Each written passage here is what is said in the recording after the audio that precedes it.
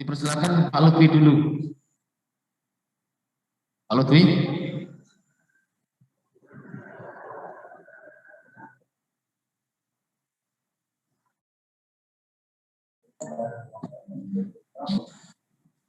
Pak Heri Firden untuk Nautika. Pak Lutfi ada? Oke, Pak Lutfi, Pak akun Lutfi mungkin bisa di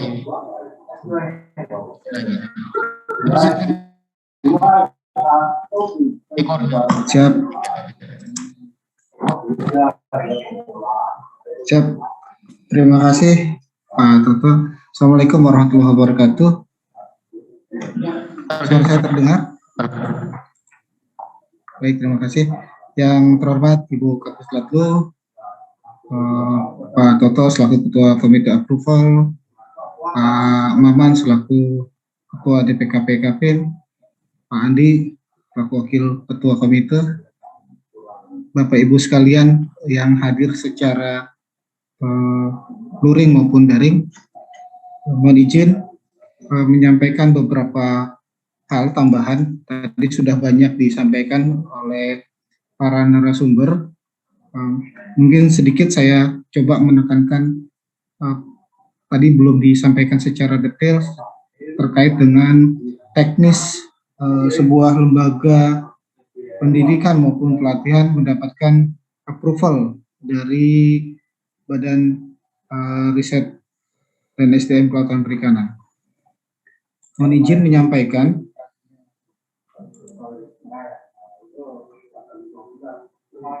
bisa ditayangkan untuk materi sosialisasi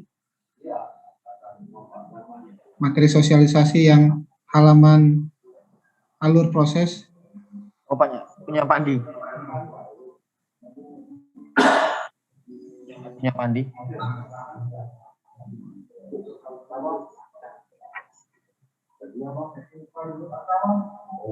Halaman berapa? Yang alur proses approval. Nah, 7. Ini processing.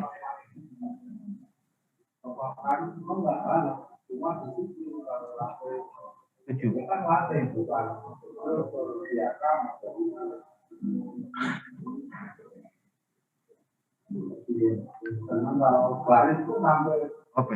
Ya, cukup. Baik, hari ini Bapak Ibu sekalian, saya menyampaikan kebetulan tidak bisa hadir secara langsung, mohon maaf. Saya coba untuk menjelaskan alur proses sebuah lembaga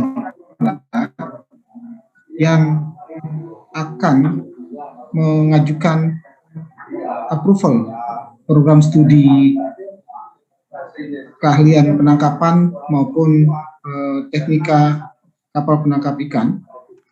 Jadi kenapa dilakukan proses approval ini? Memang ini adalah tuntutan zaman. Kita mengacu juga dari saudara kita di Pelaut Niaga, di mana sebuah lembaga diklat yang menyelenggarakan diklat keahlian maupun keterampilan itu wajib mendapatkan approve. Nah, approve ini nanti akan dipantau baik secara internal oleh Kementerian Teknis maupun juga secara eksternal yaitu dari AIMU. Nah, Bapak Ibu sekalian, dari lembaga diklat,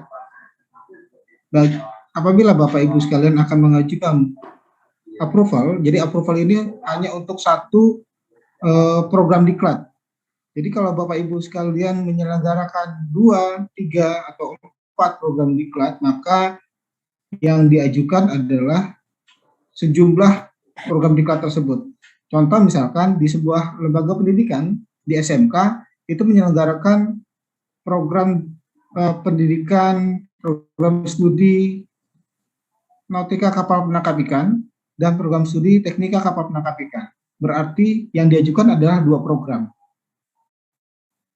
Nah, apa saja yang harus diajukan dokumen-dokumen tersebut? Yang pertama adalah alur yang pertama, kolom sebelah kiri, di kolom sebelah kiri ini adalah mengajukan dokumen asesmen. Dokumen asesmen ini tadi sudah disampaikan ada 3 dokumen besar, yaitu dokumen administrasi, dokumen KSS, dan dokumen 8 standar. Setiap bangunan besar dokumen tersebut digabung menjadi satu dalam sebuah outner. Jadi nanti yang disampaikan ada 3 outner. Nah, ada yang pertama adalah dokumen administrasi. Dokumen administrasi, dokumen KSS, dan dokumen 8 standar.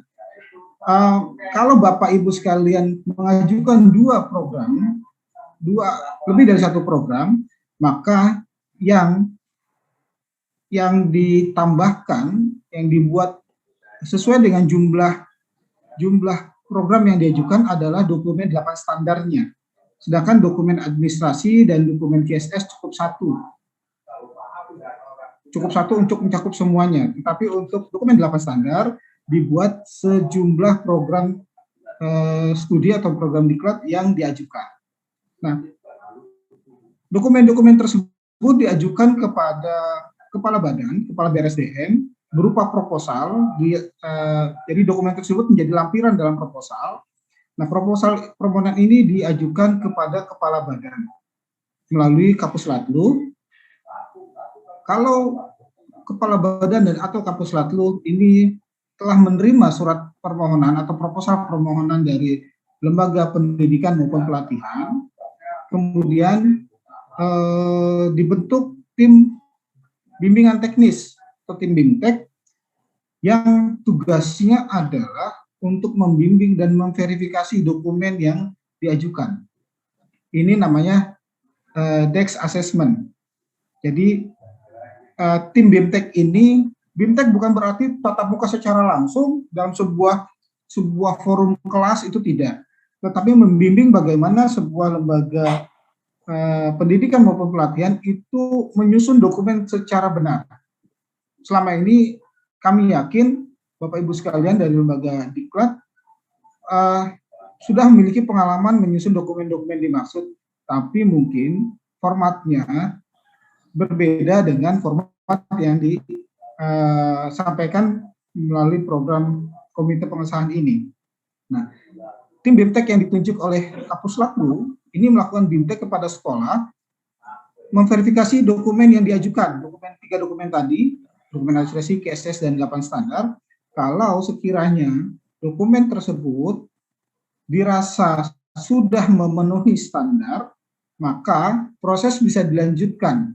Tetapi apabila dirasa dokumen tersebut setelah diverifikasi tidak memenuhi standar, maka dokumen tersebut dikembalikan kepada lembaga pendidikan.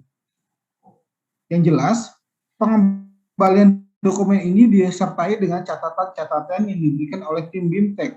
Apa saja yang harus dilengkapi, apa saja yang harus diperbaiki, dan lain sebagainya. Kemudian, setelah dilakukan perbaikan, tindakan perbaikan, kembalikan lagi kepada tim BIMTEK, tidak lagi kepada Kapuslatlu, tapi langsung kepada tim BIMTEK. Dokumen tersebut dikembalikan kepada tim BIMTEK, disampaikan hasil perbaikannya. Setelah diterima oleh tim BIMTEK, kemudian diverifikasi ulang, sudah sesuai atau belum. Kalau memang masih ada kekurangan, masih ada yang perlu diperbaiki, dikembalikan lagi kepada lembaga pendidikan. Tapi kalau sudah selesai, sudah dianggap layak, dilanjutkan ke tingkat berikutnya, maka tim BIMTEK ini menyampaikan kepada kepala pusat bahwa lembaga pendidikan yang mengajukan permohonan telah layak untuk dilakukan audit. Maka keluarlah surat rekomendasi audit yang disampaikan kepada komite approval. Setelah komite approval menerima surat rekomendasi audit dari Kapuslatlu, maka komite approval ini akan menunjuk tim audit. Nah, tim audit yang ditunjuk ini sesuai dengan program diklat atau program studi yang diajukan. Kalau yang diajukan program studi atau program diklat NKPI, Nautika Kapal Penangkap Ikan, maka yang akan ditunjuk adalah auditor-auditor dari program studi Nautika. Kalau yang diajukan adalah program studi atau program diklat Teknika Kapal Penangkap Ikan, maka yang ditunjuk juga auditor-auditor yang berasal dari program keahlian tersebut.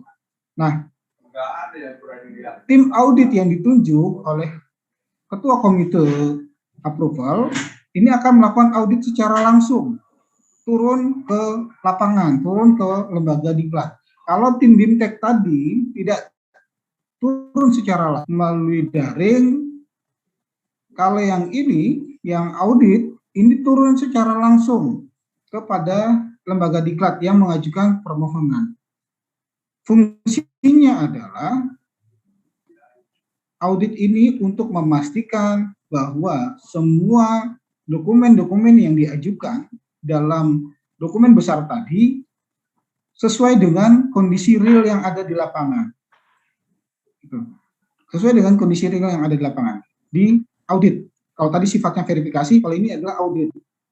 Kalau hasil audit ini dinyatakan bahwa lembaga tersebut belum memenuhi syarat, maka diberikan kesempatan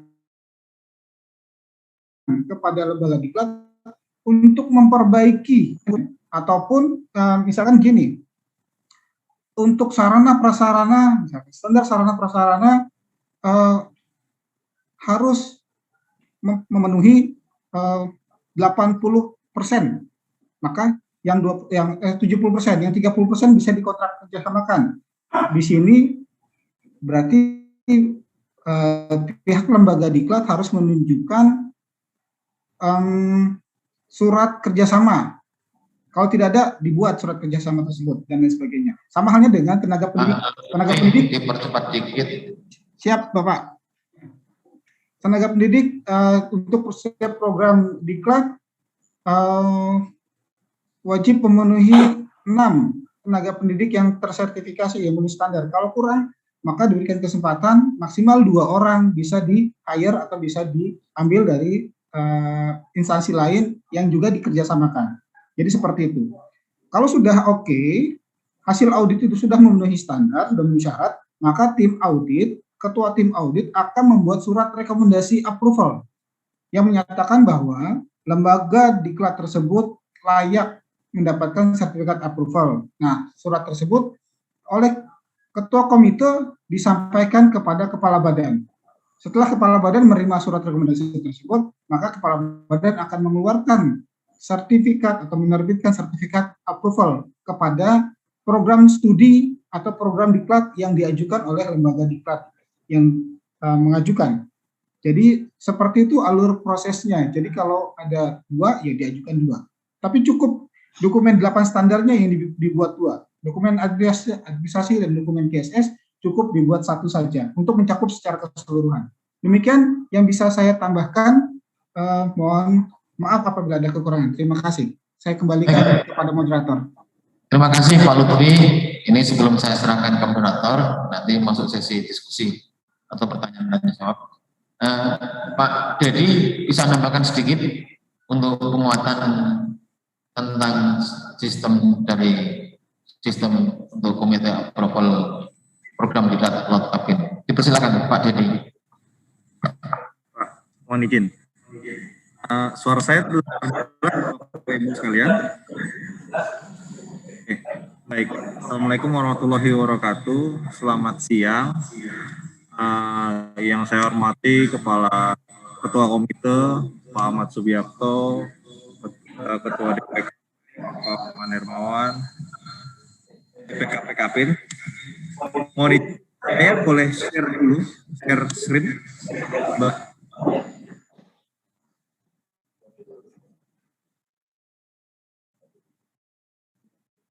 Terima kasih. Saya boleh share screen?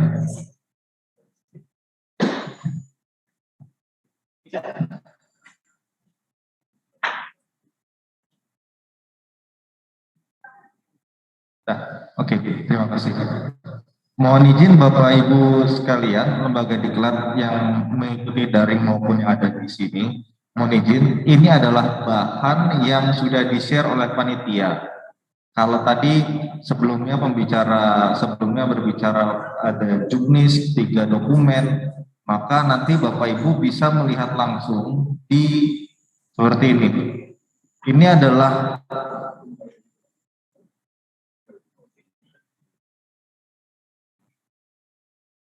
seperti ini file juknis.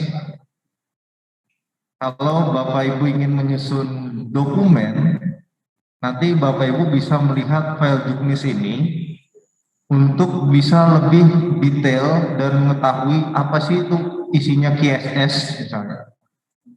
Jadi Ibu mau menyusun dokumen QSS, nanti ada panduannya itu ada di file 15.skjuknis 15 Desember 2020. Jadi Bapak bisa menyusun dokumen 1 yaitu administrasi, dokumen 2 QSS seperti yang di layar, kemudian dokumen 3 itu 8 standar. Kemudian nanti Bapak Ibu juga bisa melihat lagi yang di file perka. Di file perka yang udah di-share juga, nanti itu mengatur lebih detail mengenai 8 standar diklat. Jadi kalau Bapak Ibu mau melihat, 8 standar diklat lebih detailnya itu seperti apa sih? Bapak Ibu bisa melihat langsung di file AT1 2020. Itu untuk program diklat Adkapin level 1. Jadi kalau kita berbicara dokumen, ya ini saya balikan lagi, file yang di-share oleh panitia itu dari mulai AM1 2020 sampai AT3 2020 itu adalah 8 standar diklat. Kemudian nanti ada lagi SKN, itu ada 8 standar diklat. Nanti kalau kita mau berbicara tentang kurikulum detailnya,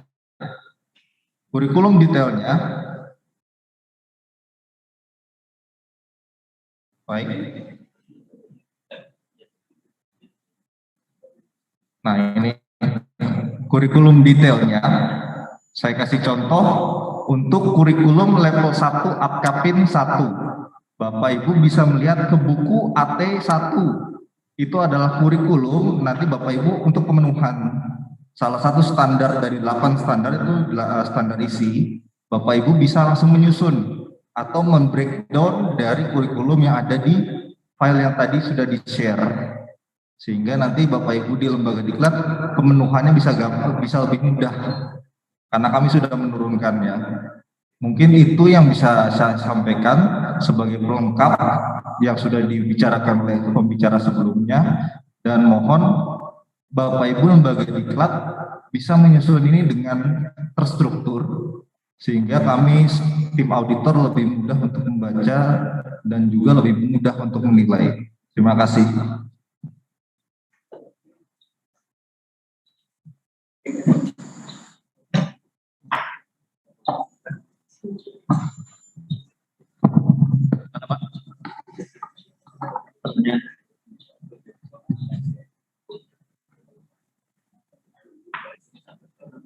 Baik, Bapak Ibu sekalian yang hadir melalui daring maupun luring, kesempatan selanjutnya adalah mungkin diskusi tanya jawab, tapi kami akan berikan kesempatan baik yang ada di dalam ruangan ini maupun di dalam online daring.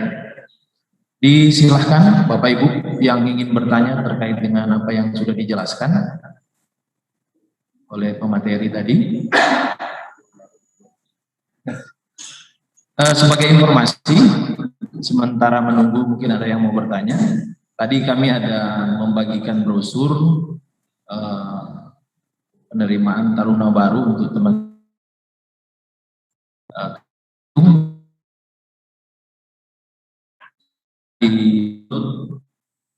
kemudian sekalian yang ada di kolom daring maupun yang ada di sini, kalau ada yang mau ditanyakan, silakan Pak.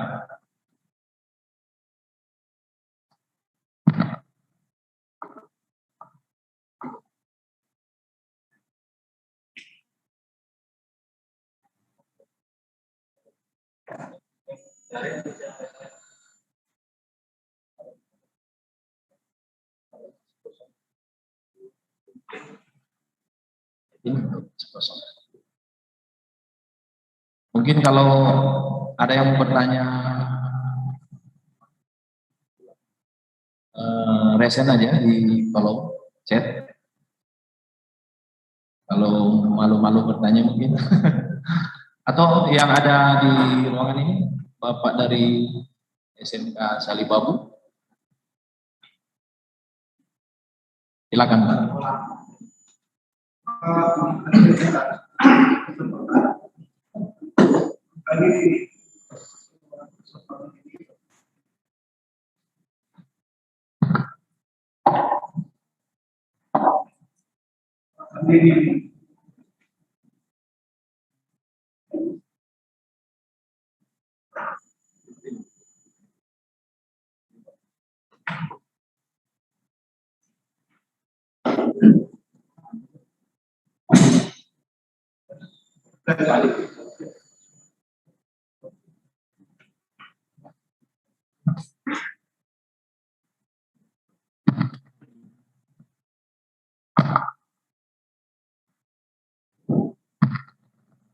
Terima kasih atas kesempatan yang diberikan kepada saya.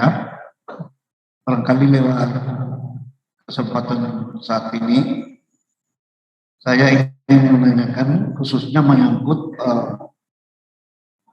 kebetulan pada kegiatan, Mohon maaf Bapak, bisa sampaikan nama dan nama saya Edison Patome, Kepala SMK Kristen Karya Bahari Salibabu. Dan untuk sekolah kami membuka program kalian 3 kapal penangkap ikan. Yang ingin kami tanyakan, pertama menyangkut kegiatan kalau di sekolah kami baru-baru itu melaksanakan uji kompetensi keahlian. Dan ada satu hal yang barangkali perlu kami sampaikan, terutama menyangkut sertifikasi. Karena sesuai dengan ketentuan, ada tingkatan tadi sudah dijelaskan menyangkut kompetensi yang harus dimiliki oleh setiap siswa. Dan karena kondisi COVID, dalam pelaksanaan kegiatan kami baru-baru di kompetensi, itu kami istilahnya melakukan kegiatan uji kompetensi secara mandiri. Karena kondisi sekolah kami juga ada di era yang jauh dari dunia usaha dan industri, sehingga ada kesulitan untuk menyangkut sertifikasi keahlian. Oleh sebab itu lewat kesempatan ini mungkin ke depan kami mohon ada petunjuk kira-kira seperti apa kami bisa melakukan kegiatan ini, dan kalau boleh lewat balai diklat agar supaya anak didik kami itu ke depan bisa memperoleh sertifikat sesuai dengan standar yang dibutuhkan di dunia usaha dan industri, terutama di bidang perikanan dan kelautan. Kami kira ini untuk penjelasan. Terima kasih.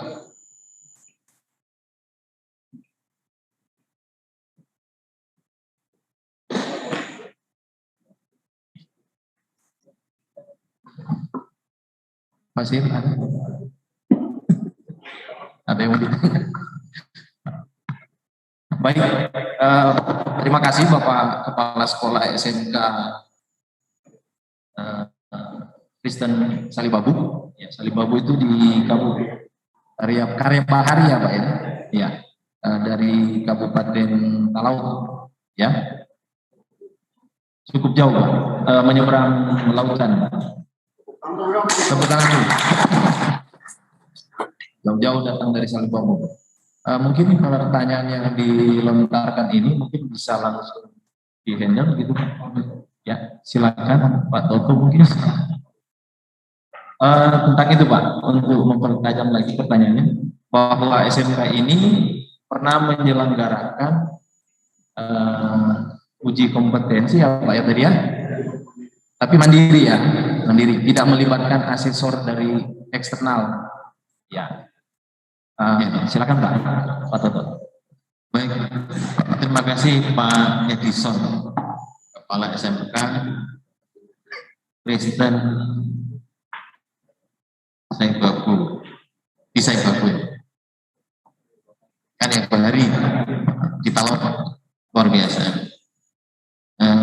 sehubungan dengan sudah ada lembaga diklatnya Pak, SMK Kristen tersebut, memang perlu dilengkapi dengan keabsahan, terutama hubungannya dengan nanti setelah lulusannya jadi apa. Tadi kan ada standar kelulusan.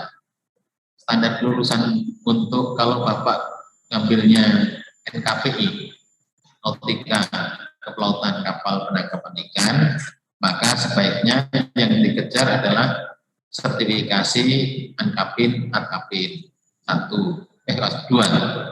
Ya. Kemudian sertifikasi yang lain adalah backup pendukung. Salah satu sertifikasi yang ada, yang memang sekarang ini adalah uji kompetensi dari BNSP, Badan Nasional Standarisasi Pendidikan ya, bukan yang BNSP-nya profesi, karena BNSP Pendidikan ada sendiri. Saya juga sempat bingung karena kita juga sering diminta untuk dari pihak industri Pak ya, supaya menguji sesuai dengan badan standarisasi yang BNSP-nya pendidikan. Tidak masalah kalau itu untuk memperkuat Pak, untuk memperkuat karena pihak penerima dunia kerja.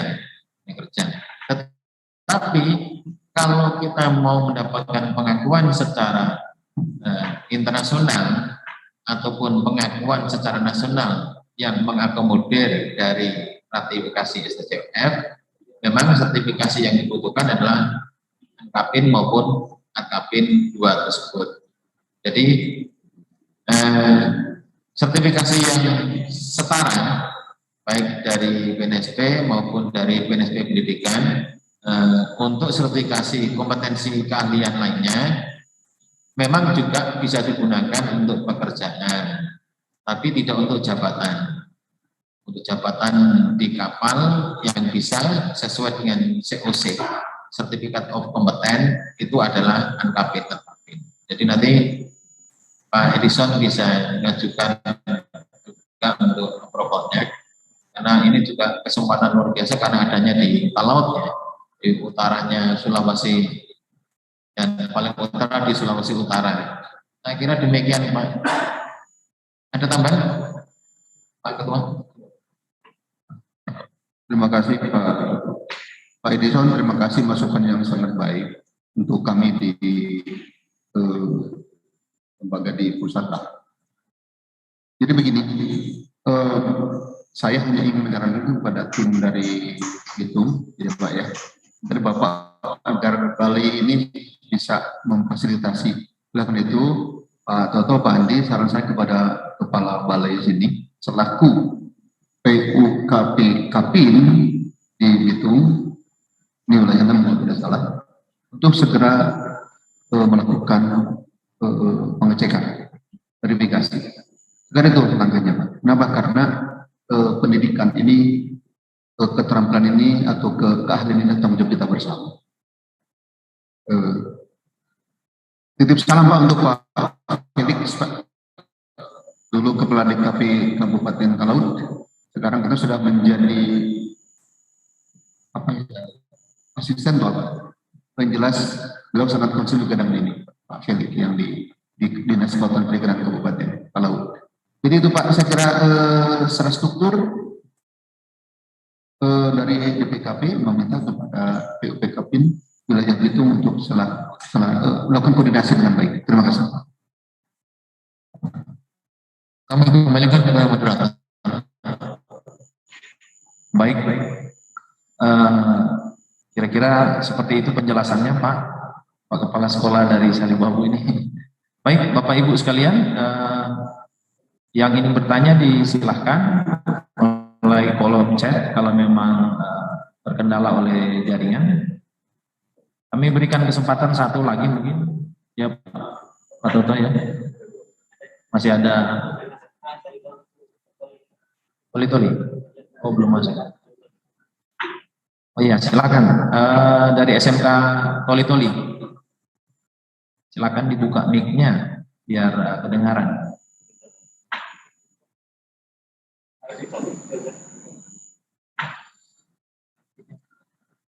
Ibu Merlin, admin Zoom-nya, tolong dibuka nih.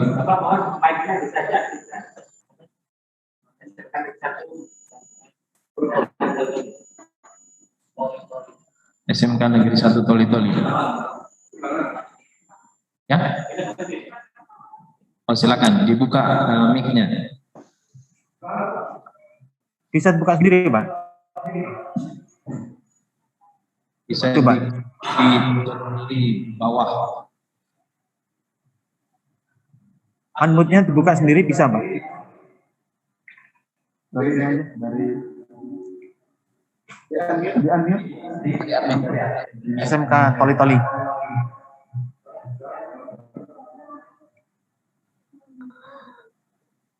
Halo.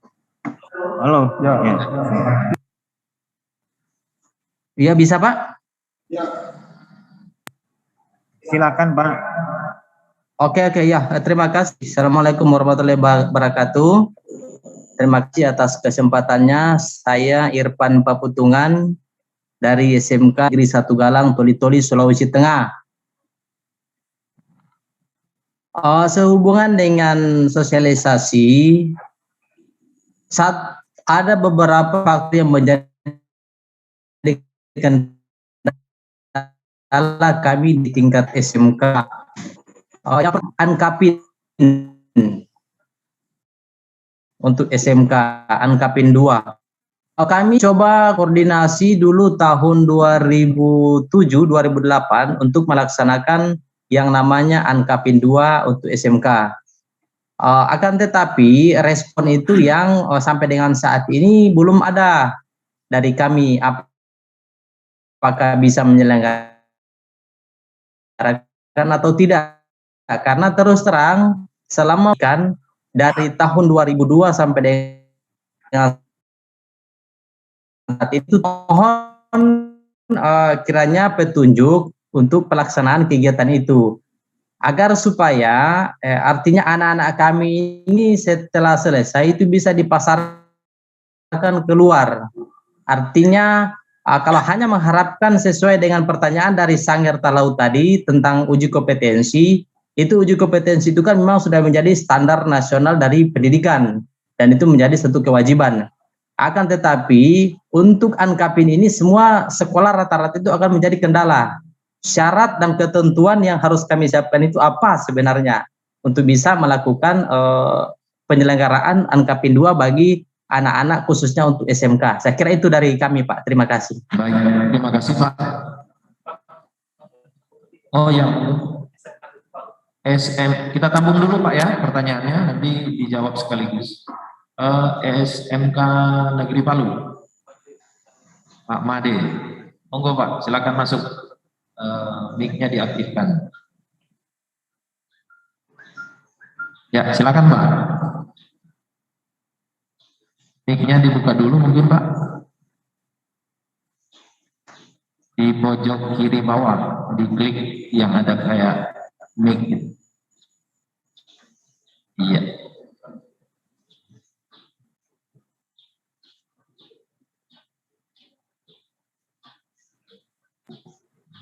Pak Made, silahkan dibuka mute-nya, di unmute di kanan bawah. Ya, Sudah. silakan Pak. Ya, oke. Oke, selamat siang untuk semuanya. Assalamualaikum warahmatullahi wabarakatuh. Ya, perkenalkan saya Made dari SMK Negeri 7 Palu. Baru bergabung, sebelumnya saya di SMK Yadika Palu, tempat 3 tahun pertama. Ya, untuk informasi barangkali, Pak Toto ini teman-teman letting saya, satu bangku di kelas dulu waktu di AUP. Sekedar saran saja Pak Toto, bahwa di SMK itu ada 2 jenis ujian akhir yang biasanya dilaksanakan. Yang pertama itu ujian teori dalam hal ini, yang menyangkut mata pelajaran umum seperti bahasa agama dan lain-lain. Lalu ada UKA, uji kompetensi keahlian. Khusus untuk nautika kapal penangkapan ikan, jurusan nautika kapal penangkapan ikan, Kalau saya amati, karena saya belum lama di SMK, lalu diskusi juga dengan teman-teman yang di SMK-SMK lain di Jawa, Jakarta, ternyata kompetensinya itu untuk terampil alat tangkap. Iya, bukan kompetensi terampil nautika. Yang seperti kita ketahui, kalau terampil nautika itu kan sertifikatnya ANKAPIN ya. ANKAPIN 3, 2, atau 1. Tetapi UKK ini yang diselenggarakan di SMK ini, yang melalui BNSP, lalu ada LSP-nya di bawahnya, lalu kita sekolah sebagai media pelaksananya itu terampil alat tangkap, Mas. Nah, pertanyaan saya, apakah sertifikat terampil alat tangkap ini, terampil mengoperasikan alat tangkap ini sampai saat ini memang dibutuhkan di dunia kerja? Pengalaman saya di Troll, kebetulan terakhir di Troll Australia lalu ya, di kerjasama dengan Triskusma Graha itu. Lalu sempat juga ke Niaga karena sudah menyetarakan ANKAPIN ke ANT itu. Belum ada kebutuhan perusahaan penangkapan yang mensyaratkan pekerjanya itu atau anak buah kapalnya itu bersertifikat terampil mengoperasikan alat tangkap. Ya, oleh karena itu yang kaitannya dengan diklat ini, dengan sosialisasi, program sosialisasi hari ini, mungkin saran saya pihak KKP ya dalam hal ini Kementerian Kelautan dan Perikanan duduk bareng dengan pihak Dikbud, Kementerian Pendidikan dan Kebudayaan dalam penyelenggaraan uji kompetensi ini. Ya, kalau memang ternyata sertifikat standar keahlian terampil alat tangkap ini belum dibutuhkan khususnya untuk NKPI, Nautika Kapal Penangkapan Ikan, tetapi lebih dibutuhkan itu ANKAPIN-nya karena sesuai dengan standar IMO ya, karena kita akan masuk ke dunia kelautan di standar IMO. Alangkah baiknya UKK itu muatannya itu ANKAPIN. Hanya saja kalau untuk ANKAPIN kan standar approve-nya, lalu standar verifikasinya itu saya lihat uraiannya itu banyak sekali, jelimet, tapi memang standarnya harus begitu. Ya, jadi itu saja saran barangkali sekali lagi pihak KKP, Kementerian Kelautan dan Perikanan duduk bareng dengan pihak Dikbud untuk khususnya jurusan Nautika Kapal Penangkapan Ikan ini, kalau memang sertifikat terampil alat tangkap itu belum dibutuhkan di dunia kerja, bagaimana kalau UKK itu diorientasikan untuk ANKAPIN? Kenapa buat telepon? Saya kira itu saja Bapak, Ibu sekalian di acara ini. Terima kasih, saya akhiri dengan Assalamualaikum warahmatullahi wabarakatuh dan selamat siang. Baik Pak Imade Sarwita dari SMK Negeri 7 Palu. Sepertinya pertanyaannya 11-12 Pak Toto. Kemiripannya ada terkait dengan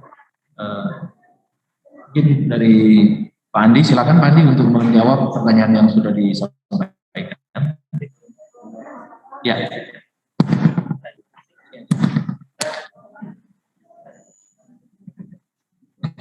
Baik, terima kasih Pak Moderator dan terima kasih Pak yang penanya tadi dari SMK 1 Galang Ritoli dan juga dari pertanyaan dari Pak Made Sarwita dari SMK Negeri 7 Palu. Mungkin kami akan coba menyampaikan secara ini Pak ya, bersamaan saja ya Pak ya, karena memang rupanya ada kemiripan pertanyaan juga.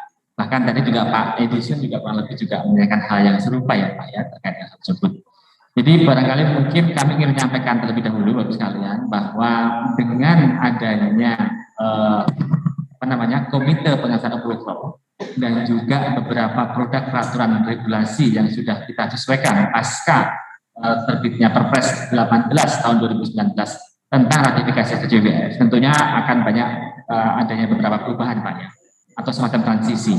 Namun demikian, pemberlakuan secara efektif terkait dengan kinerja approval dan juga sesuai dengan acuan standar yang tadi sudah kami sampaikan, ini adalah efektif berlaku 1,5 tahun mulai daripada perka ini dikeluarkan, yaitu perka ini diterbitkan Desember 2020 sehingga Juli 2022 nantinya akan dilakukan secara penuh.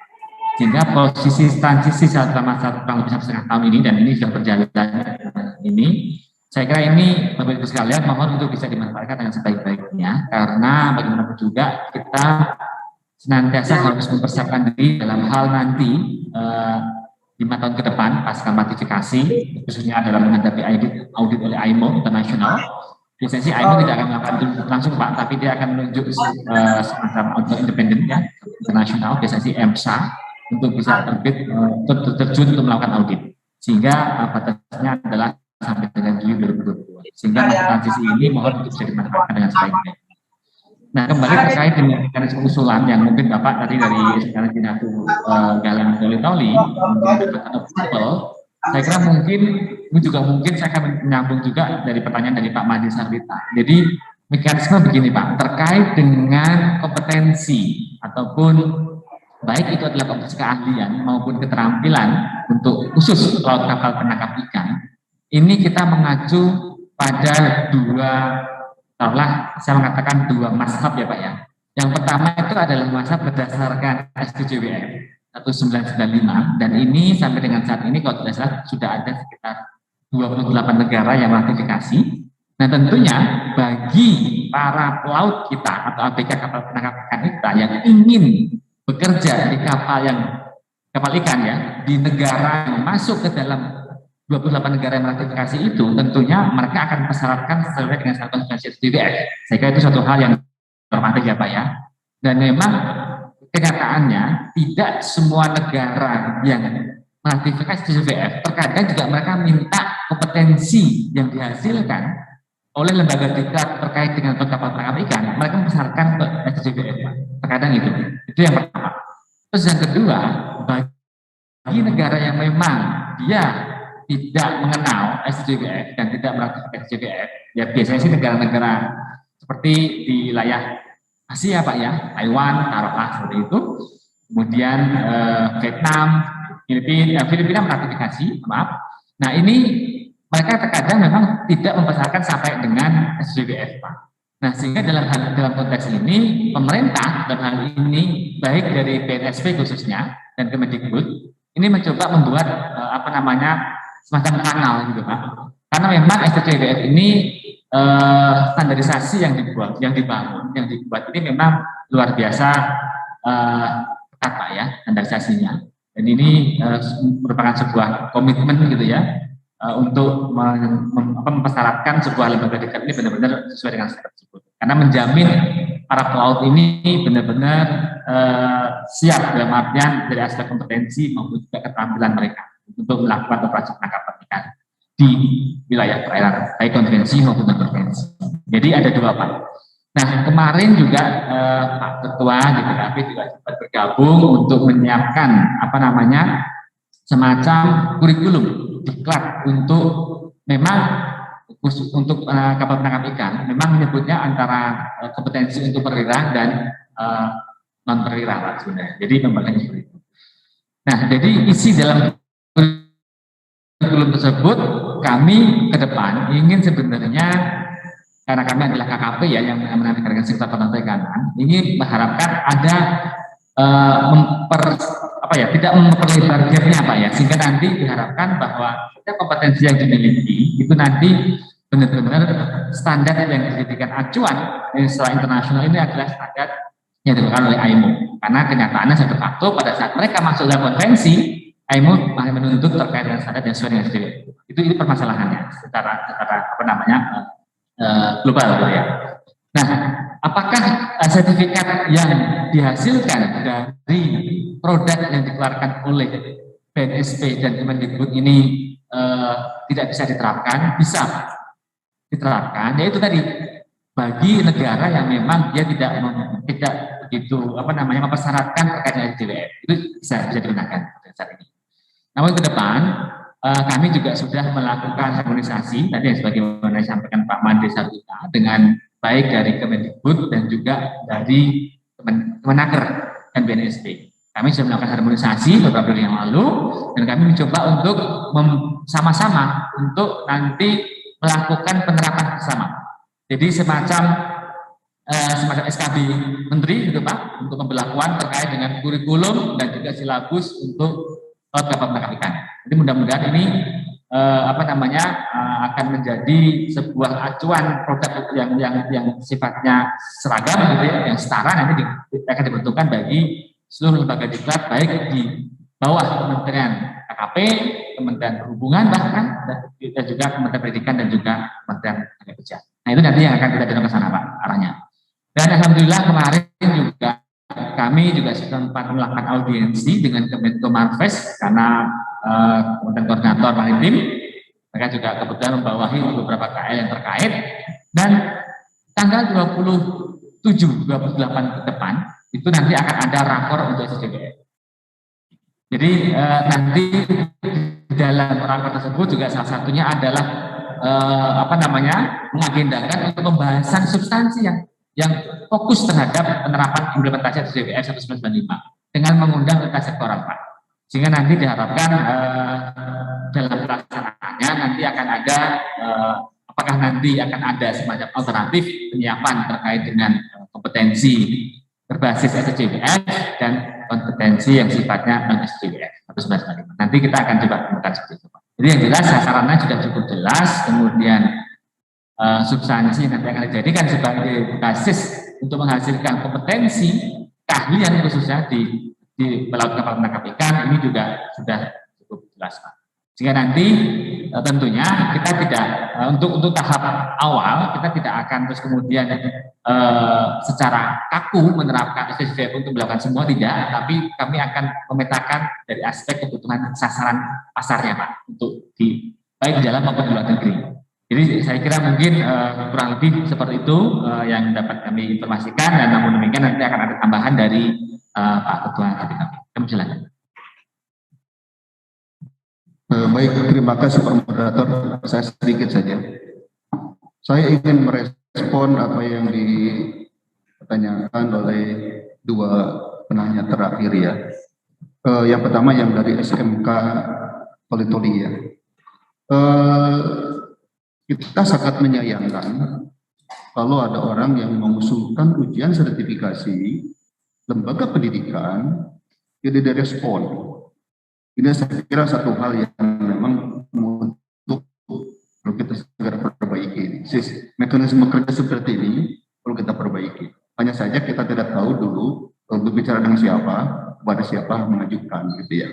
Sampai 2007 Pak sampai sekarang. Itu saya kira satu keniscayaan harus direspon Pak. Ini saya sebagai anggota komite ya.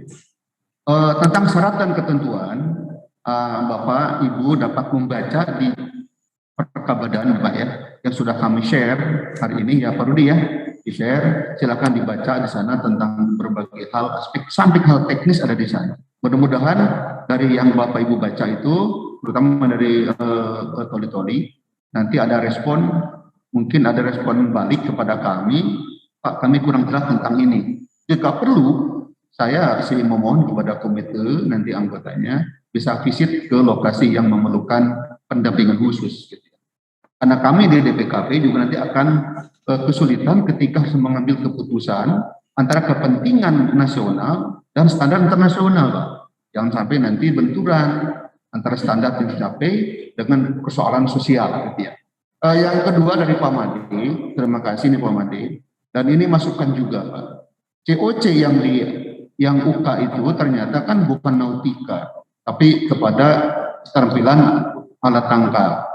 Nah, ini saya kira Pak Made dan teman-teman sekalian, urgensi penyiapan dokumen ratifikasi CWF 95 ini adalah, dan sekaligus lahirnya komite ini, untuk kepastian penyelenggaraan pada lembaga pelatihan tentang pelatihan, ujian, sertifikasi dan dinas jaga pelaut kapal ikan bagi calon pelaut yang pada akhirnya adalah dalam rangka pemenuhan standar keahlian dalam hal satu keselamatan atau safety, itu di SOLAS ada nanti ya. Yang kedua tentang navigasi membawa kapal dari poin A ke poin B selamat, efisien, efektif, itu ya. Jadi kedapakan navigasi itu adalah mutlak. Yang ketiga yang tadi Bapak sebut adalah dalam hal pengoperasian kapal penangkap ikan, ship operation tetapi bertaraf internasional. Kenapa? Karena ketika Presiden RI meratifikasi STCWE 2019 yang lalu dengan Perpres 18 2019, maka di sana kita Indonesia mampu dan sanggup untuk mengikuti seluruh yang dimandatkan kepada Indonesia sebagai bagian dari negara yang meratifikasi STCWE. Jadi itu Pak, kami dari tim dari Jakarta ingin menyampaikan bahwa keterampilan alat tangkap tidak salah Pak. Tetapi kalau kita bicara ANKAPIN, maka 3 kesatuan tadi.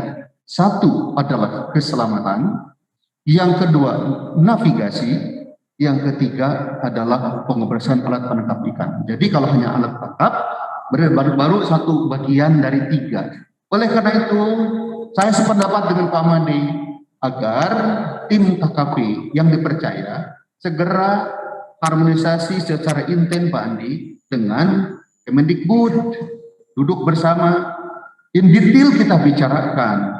Karena jika tidak, maka tim dari boro-boro ayo Pak, dari perhubungan pun mungkin akan mengalami kesulitan. Kita dihadapkan kepada persoalan kepentingan yang sifatnya lokal, kepentingan sosial ya, tapi juga kepentingan pemenuhan standar internasional. Sekarang itu Pak dari saya tambahan, mudah-mudahan ini bisa memberikan sedikit masukan saja. Oleh karena itu Bapak Ibu sekalian, teman-teman yang baik yang telah hadir secara daring maupun yang luring, saya kira sosialisasi komite hari ini dan saya juga mengawal dari DPKP Kapinnya, kami terbuka untuk ada konsultasi ya, diskusi dan mungkin jika perlu ada asistensi Pak. Demikian dari saya, terima kasih Pak Moderator. Baik. Masih ada satu tadi, ada di Aris ya, dari Bulukumba kalau tidak salah. Terakhir ini. Oh, Pak Sil juga nanti. Boleh sisi Pak Sil. Oh, jadi 2 terakhir ini ya. Atau Pak Sil dulu. Ya, silakan Pak Sil.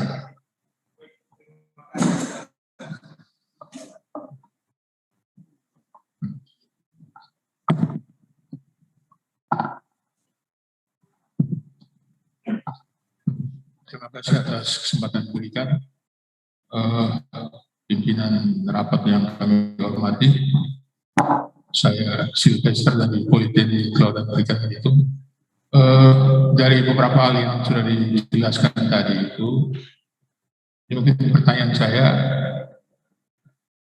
ada komite ya.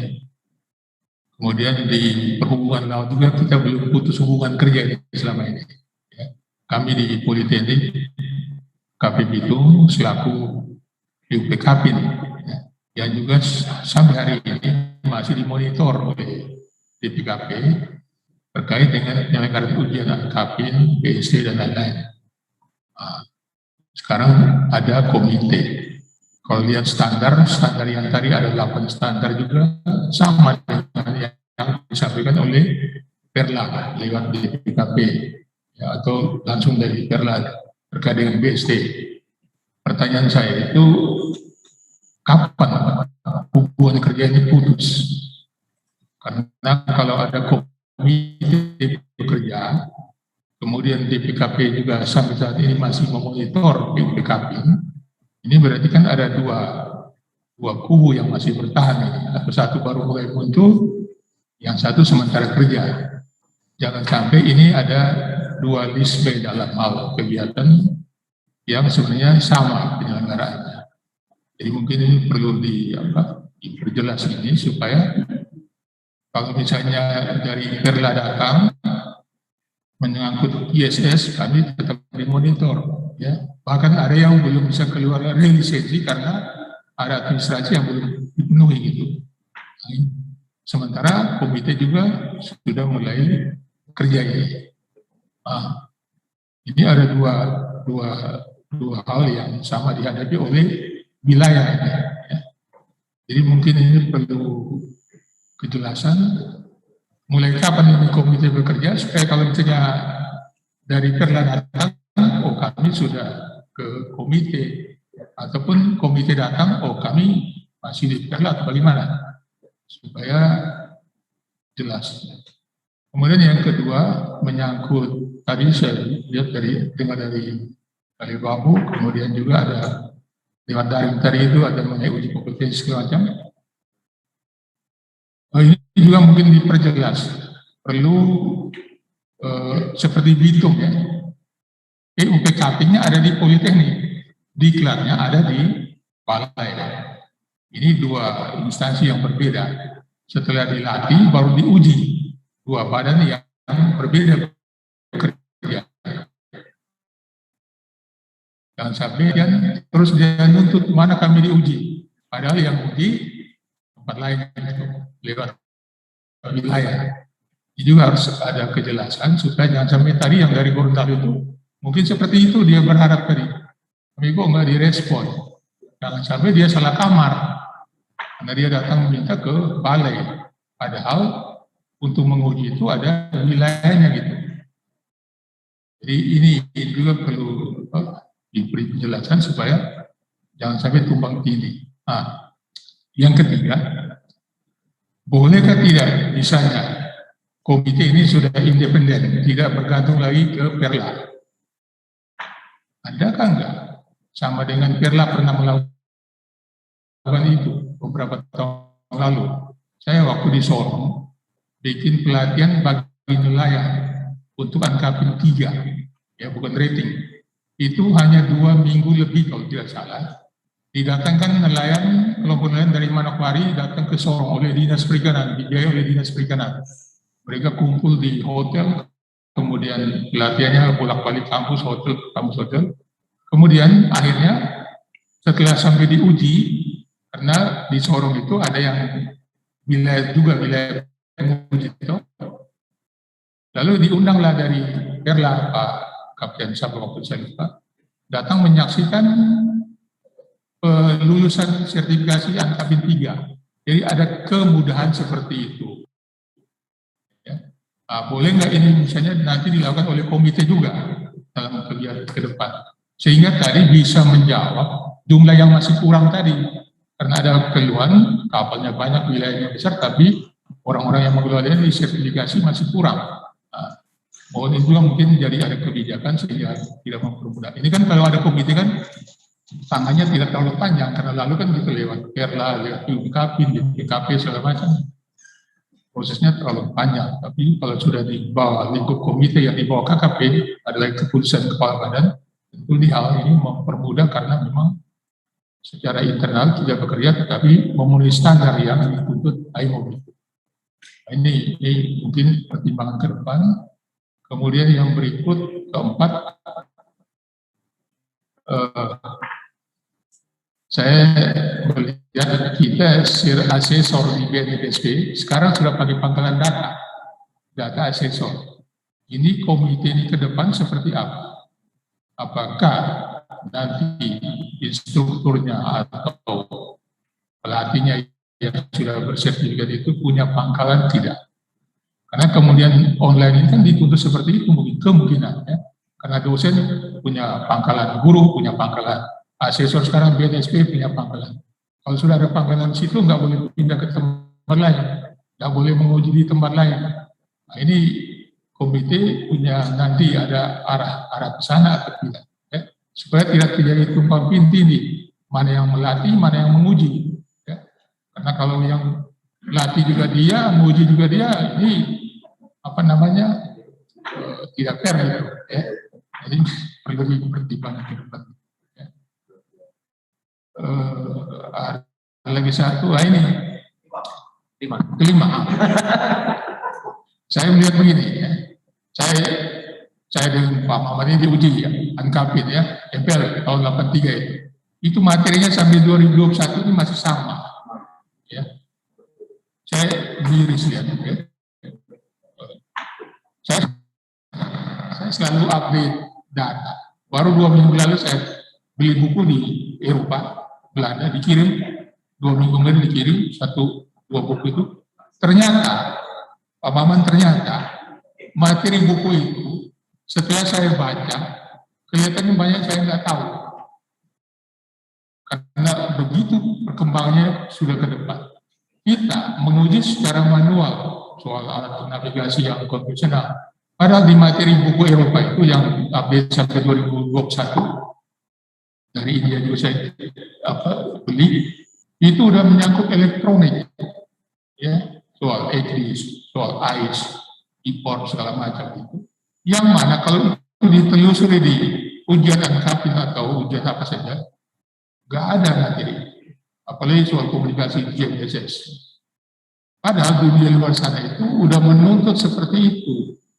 Makanya kemarin itu ada duduk sama-sama itu antara LSPKP yang mana Spanyol minta itu di-delete semua karena tidak sesuai itu, karena mereka perlu lain. Tapi kok standar di sini ini masih seperti itu. Nah, ini jangan sampai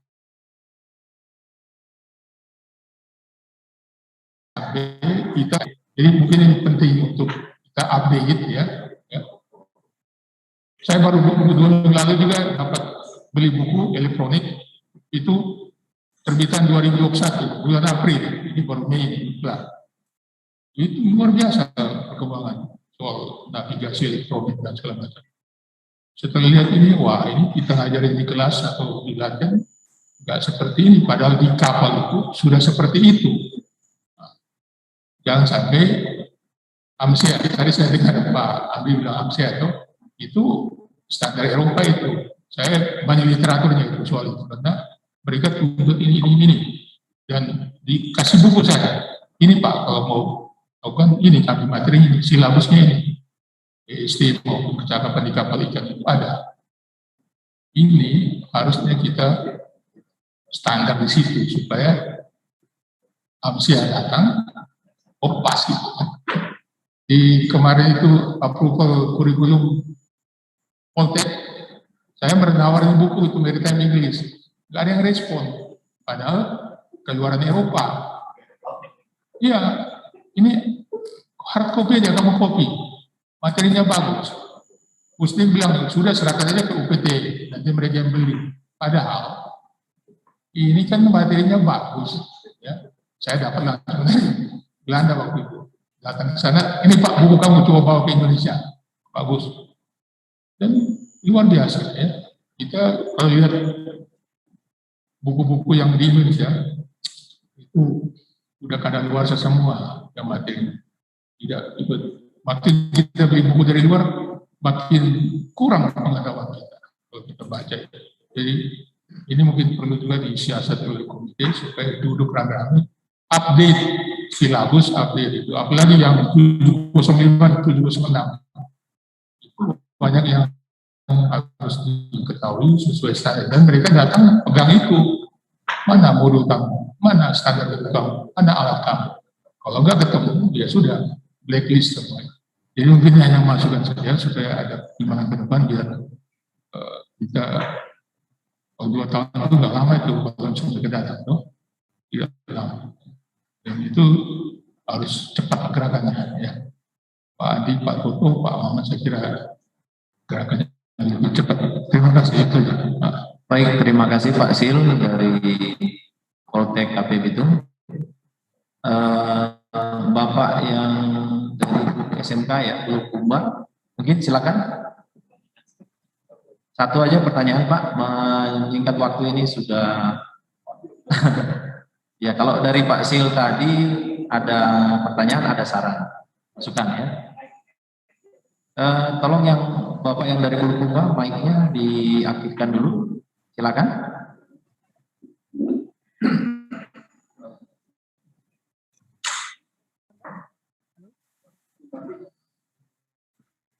Belum connect nih.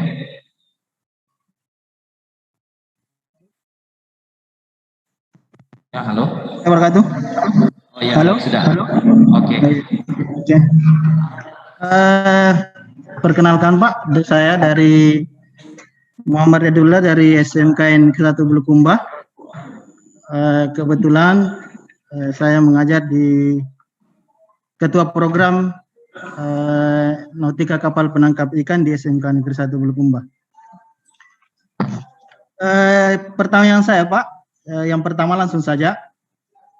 Yang pertama adalah bagaimana prosedur pengajuan approval, apakah disiapkan dokumennya atau sebelumnya kita harus mengadakan sosialisasi dulu ke komite approval atau bagaimana? Yang kedua Bapak, bahwa dalam satu, umpamanya di Bulukumba itu dalam satu kabupaten ada beberapa sekolah yang mengadakan atau membuka program keahlian nautika kapal penangkap ikan. Apakah bisa approval itu dalam dibuatkan zona saja? Apakah bisa dibuatkan zona saja dalam satu kabupaten? Begitu. Yang ketiga, maksudnya gimana Pak? Yang kedua, mohon diulangi. Yang kedua, apakah umpamanya di Bulukumba itu Pak ada berapa sekolah itu yang buka nautika kapal penangkap ikan? Pertanyaan saya, apakah bisa di dalam satu kabupaten itu satu saja yang mengadakan approval atau mengajukan approval dalam yang 3 sekolah itu? Dalam hal ini disonasi saja, bisa tidak Pak? Yang ketiga, bagaimana aplikasi SCTWF ini di lapangan? Contohnya begini Pak, di lapangan itu rata-rata nelayan yang untuk angkapin 2 belum punya apa-apa. Setelah approval ini atau ratifikasi ini, apakah nanti semua nelayan akan disertifikasi atau diadakan angkapin 1 atau angkapin 2 atau angkapin 3? Itu saja untuk pertanyaan saya Bapak. Terima kasih. Baik, terima kasih Pak. Dari informasi. Terima kasih. Yang terakhir pertanyaannya mungkin langsung saja. Pak Andi mungkin menjawab pertanyaan dari penanya tadi. Baik, terima kasih Bapak-Bapak semuanya. Yang pertama Pak Sylvester Simao, ini senior kami juga, karena memang saya tahu persis awal-awal itu beliau juga aktif melahirkan salah satu acuan untuk kita menyelenggarakan penangkap ikan itu dengan almarhum Pak Juju Pak ya, Suharjo. Ada beberapa hal yang mungkin mungkin juga pertanyaan dan juga saran. Kemudian dari ini Pak Muhammad Hidayatullah ini kebetulan juga satu angkatan nih Pak dengan saya nih Pak. Beliau ini PI penangkapan, sekarang jadi di Kaprodi penangkapan ikan di SMK Negeri 1 Bulukumba. Baik, barangkali mungkin saya akan menyampaikan secara parsial saja. Yang pertama adalah terima kasih banyak Pak Sil atas sarannya. Jadi beberapa hal yang menjadi galauan ya, dalam artian menyangkut terkait dengan kewenangan antara perhubungan, kemudian dari KKP dan juga mungkin dari instansi terkait, misalkan dari Kementerian Pendidikan, Kebudayaan dan BNSP. Tentunya beberapa hal sebelum komite pengesahan ini lahir, sebenarnya kami sudah memastikan secara ini Pak, secara kelembagaan, dan tentunya dari perhubungan sendiri pun juga mendorong akhirnya komite approval ini Pak. Jadi memang sampai dengan saat ini khusus untuk program keterampilan Pak ya, PST ini memang masih menjadi ranahnya di perhubungan perhubungan Pak untuk yang niaga. Namun demikian ke depan pada saat nanti kita akan mencoba untuk melahirkan terkait dengan BSD khusus untuk perikanan atau BSDF, yang walaupun dalam regulasi juga sudah disebutkan, itu ada BSDF 1 dan BSDF 2. Ini nantinya akan menjadi sepenuhnya terkait dengan approval-nya untuk lembaga diklatnya, ini nanti akan diserahkan kepada KKP. Nah, demikian juga untuk yang program keahlian untuk ANKAPIN dan ANKAPIN, memang sebenarnya prosedurnya memang dari perhubungan mendorong agar KKP bergerak sebenarnya Pak. Nah, makanya sampai dengan saat ini sifatnya mereka hanya melakukan secara klasifikasi saja melalui DPKP. Nah, namun secara legalitasnya sebenarnya yang harus dibutuhkan adalah approval-nya Pak. Nah, approval ini akan dikeluarkan oleh badan yang menangani terkait dengan penyelenggaraan diklat, baik diklat atau diklat khususnya. Sehingga ini yang baru kita mulai Pak. Sehingga kewenangan dan ini, dukungan terkait dengan lintas sektoral pun juga akan semakin jelas. Jadi ini sudah kita komunikasikan dan sama-sama mereka mensupport. Terus kemudian terkait dengan pangkalan data, ya ini memang satu hal yang sangat penting Pak, karena ini sudah eranya adalah era digital dan kita harus bisa memfasilitasi seluruh kebutuhan terkait dengan diklat ini harus dengan menggunakan media digital. Sehingga terkait dengan basis data yang nantinya akan menjadi pangkalan data untuk setiap lembaga diklat dan termasuk juga sistem penyelenggaraannya mulai dari penyelenggaraan diklat sampai dengan ujian ini harus benar-benar terrecord dengan baik. Dan akses ini pun juga kemarin sudah kita pada saat harmonisasi dengan perhubungan, kami pun juga ingin berbagi, membuka semacam share data Pak, walaupun memang tidak secara keseluruhan, dan kemarin juga direspon dengan baik dari perhubungan, dari Dirjen Kapal Pak, akan memberikan juga semacam channel untuk bisa mengakses terkait dengan data untuk yang perikanannya. Jadi nanti kita akan coba integrasikan Pak, jadi sistem kita akan bangun, namun integrasi data nanti akan terjadi, terbangun antara perhubungan dengan juga antara yang dibangun oleh KKP. Ya. Nanti kita akan mencoba pertajam Pak, dan kita akan coba merespon untuk setiap perkembangan dan dinamika kebijakan terkait dengan hal tersebut. Jadi kita harus pelan-pelan ini Pak, mendapat jalannya ini Pak, memastikan, karena ini kita bicaranya adalah untuk jangka panjang.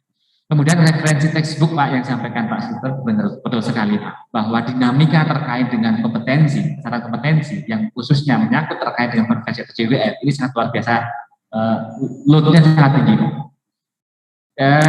Jadi kami share pengalaman saja bahwa dalam sidang STV Pak, yang ketujuh ya Pak ya, kemarin kami sempat juga terlibat diundang juga untuk perwakilan salah satu di Indonesia, dan undangan ini juga kami dapatkan juga dari perhubungan Pak. Jadi bahwa konvensi TJWF yang sampai dengan saat ini mulai dari tahun 1995 diamandemenkan, diberlakukan, ini belum pernah sekalipun diamandemen. Sehingga kemarin dalam SDGW itu mengusulkan beberapa klausul regulasi yang nanti akan dijadikan sebagai acuan untuk mulai disesuaikan terkait dengan kebutuhan dan dinamika zaman. Nah, salah satunya adalah beberapa usulan dari pemerintah Jepang kemarin inisiasinya Pak ya, beberapa negara di Eropa dan Belanda. Ini juga mengusulkan adanya untuk basic safety training khusus untuk kapal tangkap ikan. Ini juga sudah diusulkan. Terus kemudian juga terakhir kemarin ini minta agar untuk karakteristik yang dangerous Pak ya, dalam aspek rampokan di tengah laut, ini juga diharapkan dimunculkan diklat terkait dengan bagaimana mengantisipasi aspek-aspek robbery Pak, perampokan tengah laut. Ini juga kemarin diusulkan juga. Kami tidak membayangkan bagaimana dengan model course yang sudah ada saja kemarin dari 705, 706, 707, ini saja kita kalau kita lihat ya Pak ya, kita berkaca diri gitu ya, dengan syarat diklat yang sudah kita laksanakan, ini mungkin belum secara utuh kita terapkan. Satu sisi di luar sana, di internasional sudah meminta adanya sebuah amandemen, sebuah perubahan dan yang sifatnya update terhadap untuk merespon perkembangan zaman ke depan. Ini sebuah tantangan Pak.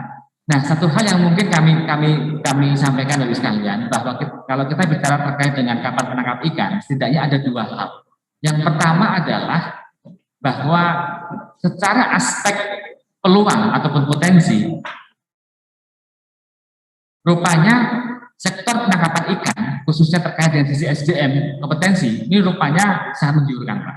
Bahkan kami bulan lalu itu sempat diundang oleh Kementerian Perhubungan, Busbang, Pak. Karena mereka juga program namanya PKM ya, Pak ya, pemberdayaan masyarakat. Bapak mungkin sudah mendengar, karena program itu bukan program yang baru, sudah beberapa tahun belakang sudah dilaksanakan. Mereka benar-benar ingin menyasar untuk sektor perikanannya, Pak, khususnya untuk nelayan kecil. Nah, jadi juga mungkin akan menjawab pertanyaan dari Pak Ridwanullah ya terkait dengan nelayan, apakah nanti ke depan akan sertifikasi semua. Secara regulasi ya, dalam PP 27, kalau tidak salah di pasal 162 itu menjelaskan bahwa kebutuhan sertifikasi untuk nelayan kecil itu penyelenggara harus dibiayai dengan APBN ataupun APBD. Nah, ini sudah menjadi mandat regulasi. Sehingga kalau kita petakan identifikasi kebutuhan nelayan kecil di seluruh Indonesia itu juga luar biasa banyak, Pak. Nah, sehingga kami juga tahu diri ya, Pak ya, bahwa KKP pun juga tidak akan selesai, tidak akan pernah bisa mensertifikasi sendirian. Sehingga dengan adanya program PKM pada saat kami kemarin diundang oleh Pusat SDM, mereka antusias ingin membantu dan mereka sudah membiayai dan itu berhubungan. Sehingga pada saat kemarin kami menawarkan opsi bahwa silakan Pak, kami merasa terbantu dan kami juga sudah menyiapkan instrumen untuk diklat SKN-nya, mohon bisa digunakan. Sehingga SKN ini nanti akan mereplace SKK yang kita berikan berhubungan yang 60 mil. Sehingga SKK itu akan dikembalikan sesuai dengan fungsi peranannya untuk yang sektor niaga. Nah, untuk yang khusus perikanan dan kecil nanti didorong untuk menggunakan SKN dan gitu. Nah, mungkin itu Bapak Ibu sekalian, dan saya rasa prosedur pengajuan approval yang tadi Pak Ridwanullah, saya kira nanti juga kita akan kontak langsung saja Pak Ridwanullah, kita akan memberikan semacam pendampingan untuk penyiapan profesor itu, dan kami akan melakukan yang sifatnya jemput bola. Kurang lebih seperti itu. Mungkin akan bahas? Ya, terima kasih. Saya merespon Pak Silvester yang sangat strategis adalah di perhubungan maupun di KKP kaitan dengan pemenuhan standar mutu itu, salah satunya adalah tadi textbook wajib itu memang wajib dipenuhi oleh lembaga pendidikan. Kalau saja kita memahami bahwa textbook wajib itu ya dengan kontennya begitu rumit, sebenarnya orang tidak akan berani mendirikan lemdik yang begitu rigid ketentuannya sekarang. Jadi Pak Silvester, terima kasih masukannya, dan saya sudah mendorong selama saya jadi ketua komite kemarin, salah satu masukan ke pimpinan adalah bahwa kewajiban memenuhi standar minimum data textbook itu wajib ada di semua lembaga diklat. Dan alhamdulillah Pak Jiwangi sudah menyiapkan sekitar 183 buku, Pak. Itu wajib dimiliki. Jadi Jackson Raina. Itu Pak yang dari Pak Sil tentang harmonisasi saya kira di internal, kemudian antar KL. Pak, jadi kami sudah dengan Kemendiknas, Kemendikbud, dengan Kemenko Maritim, dengan Kemenaker, dengan Perhubungan, tentu kita adakan harmonisasi. Alhamdulillah didukung. Dalam rangka apa? Jangan sampai kewenangan, tugas dan fungsi dari masing-masing yang kita buat. Dan kita juga Pak mirroring dari Perhubungan. Di sana ada komite approval, tentu ke niaga. Di kanan tidak ada yang ngurus, Pak. Itulah impact-nya tadi ada sampai sudah sekian tahun tidak ada respon. Sekian tahun mutu terus menurun. Verifikasi dianggap sebagai approval. No, itu Pak, beda sekali. Oleh karena itu saya kira itu Pak. Kemudian dari DPKP Kapin pun nanti akan melihat itu juga, gitu ya, hal-hal yang barangkali yang langsung terkait. Kemudian mungkin ini ranahnya Pak Toto lah, yang untuk dari Bapak dari SMKN Bulukumba. Iya Pak ini nanti Pak Bapaknya sudah, iya Pak Andi sudah. Kemudian dari Pak ini Pak Silvester, betul Pak, sejak tahun 83 kita ujian MPL 1. Betul Pak. Dan itu adalah salah satu tugas kami di DPKP Kapil. Jangan sampai terlalu jadul lah. Jadi minimum harmonize. Kalau bisa mengadopsi 100% mandat internasional STCWF, alhamdulillah. Kalau tidak, harmonize. Jangan sampai seperti gini. ECDIS belum kita ujikan. AIS belum kita ujikan sekarang ini. Polar waters di daerah kutub itu ada Pak STCWF, tapi nggak pernah kita ujikan. Kenapa? Karena lulusannya akan mungkin ke sana. Itu hal seperti itu Pak. Itu Pak Kep Indra ngingetin saya Pak. Pak Maman gini. Oh iya Pak, siap Kep. Satu lagi Pak, misalnya kita mesti bicara tentang kapal fiber, kapal kayu, terus kapal besi. Di sana sudah kepada kapal yang bodinya itu betul-betul aman bagi lingkungan. Oke.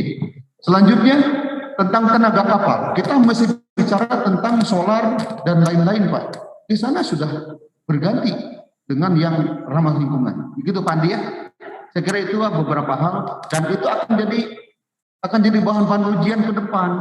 Kenapa? Betul kata Pak Sil. Yang sampai kita kuliah di tahun 2080 diajarkan di tahun 2021. Harusnya 2021 mengajarkan untuk 2031 ke depan. Gitu ya. Terima kasih, itu dari saya. Dan saya hari ini bicara Pak sebagai anggota komite approval Pak. Ya, jadi yang lain-lain nanti saja. Ada waktunya kita akan koordinasi. Terima kasih banyak. Assalamualaikum warahmatullahi wabarakatuh. Kita time out aja. Baik, Bapak Ibu sekalian yang dengan setianya mengikuti, menyimak dan atensinya memberikan pertanyaan maupun saran, diucapkan terima kasih. Berhubung waktu juga sudah membatasi kita, kami dari tim komite dan panitia serta Balai Pelatihan dan Penyuluhan Perikanan Bitung mengucapkan terima kasih banyak atas waktu yang disediakan untuk kegiatan ini. Terima kasih. Wassalamualaikum warahmatullahi wabarakatuh. Kembalikan ke Ibu MC.